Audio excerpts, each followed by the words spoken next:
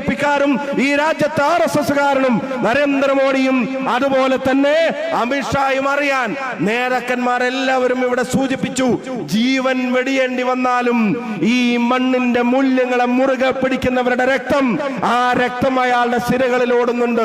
Dozen കണക്കിന് വെടിയുണ്ടകൾ സ്വന്തം ഗർഭപാത്രത്തിലേക്ക് ഏറ്റുവാങ്ങേണ്ടി വന്നപ്പോഴും ഈ നാടിന് വേണ്ടി, അതിന്റെ ഐക്യത്തിന് വേണ്ടി, അതിന്റെ അഖണ്ഡതയ്ക്ക് വേണ്ടി ജീവൻ കൊടുത്ത ഇന്ദിരയുടെ പേരക്കുട്ടിയാണെങ്കിൽ, സ്വന്തം തലച്ചോറ് പോലും ബാക്കി വെക്കാതെ ശ്രീപെരുമ്പത്തൂരിന്റെ മണ്ണിൽ ഛിന്ന ഭിന്നമായി പോയ രാജീവിന്റെ മകനാണെങ്കിൽ, RSSന്റെ വാറോല കണ്ട് മുട്ടടിക്കാൻ രാഹുൽ ഗാന്ധിയെ കിട്ടില്ല.